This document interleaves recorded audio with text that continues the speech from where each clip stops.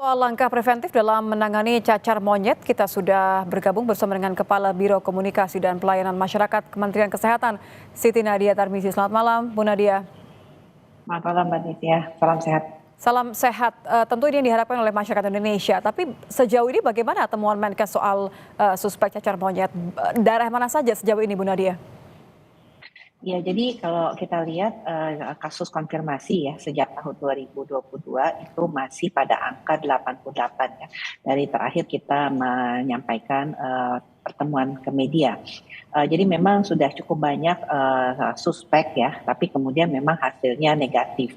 Itu kurang lebih kalau kita total secara nasional baik yang ditemukan di Bandara Ngurah Rai maupun juga di Bandara Soekarno-Hatta itu ada sekitar 20 suspek.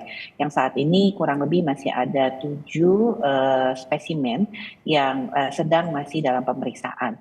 Tapi kasus konfirmasi ini ada total 88 kasus yang kita temukan. Di tahun 2022 itu 1 kasus, kemudian 2023 itu 73 kasus, dan 2024 ini baru 14 kasus. Oke, kalau yang di Palembang itu, Bu Nadia, kan ada indikasi suspek ya. Artinya ini tes labnya dikirim langsung ke Jakarta berarti ya? Ya, jadi untuk pemeriksaan laboratorium kita itu punya 12 laboratorium yang bisa melakukan pemeriksaan untuk kasus Mpox ini ya. Di Palembang tuh kita memiliki Labkesmas Palembang yang merupakan salah satu laboratorium yang dapat melakukan.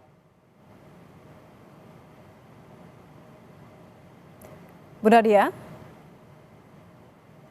nampaknya ada sedikit gangguan sinyal, saudara. Kami akan kembali mencoba untuk menghubungi Siti Nadia Tarmizi selaku Kepala Biro Komunikasi dan Pelayanan Masyarakat Kementerian Kesehatan. Bu Nadia, selamat malam. Bu Nadia, apakah masih tersambung dengan Kompas Malam?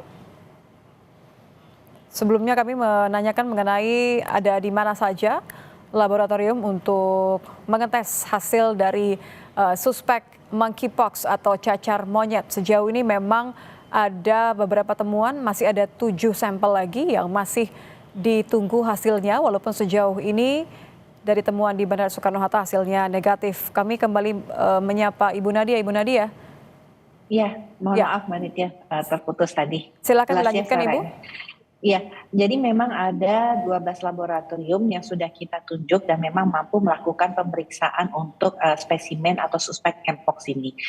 Memang tidak semua ada di 38 provinsi, jadi memang ada beberapa provinsi yang harus mengirimkan hasil pemeriksaan atau swab daripada Propeng tadi untuk kemudian dipastikan apakah ini Mpox atau tidak. Baik, bisa Anda kembali jelaskan kepada kami penularan monkeypox ini melalui apa, risiko paling parah seperti apa, dan apakah akses keluar masuk Indonesia ini sudah masuk kategori akan diperketat?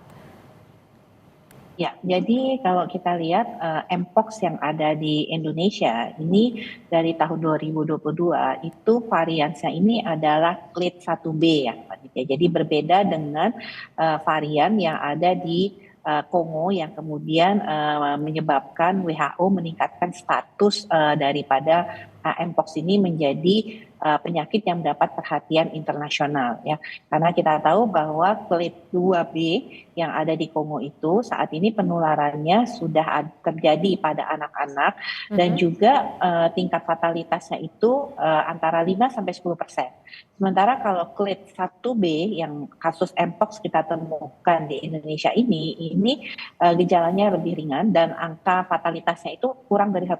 Jadi banyak yang kemudian positif Mpox, tapi dia tidak perlu dilakukan perawatan di rumah sakit, cukup dirawat atau dilakukan isolasi di rumah kurang lebih 14 hari ya. Artinya dia tidak boleh keliaran di tempat-tempat umum ya, karena kemudian ini memang penyakitnya menular. Dan kita tahu penularan daripada Mpox ini adalah melalui kontak langsung, baik itu bersentuhan kulit dengan kulit, kemudian ada kontak langsung mukosa dengan mukosa atau cairan tubuh. Jadi kalau kita berciuman atau misalnya berhubungan seksual itu terjadi ya kontak langsung. Ini yang potensi menyebabkan terjadinya penularan. Baik, terima kasih informasinya Ibu Siti Nadia Tarmizi. Kepala Biro Komunikasi dan Pelayanan Masyarakat Kementerian Kesehatan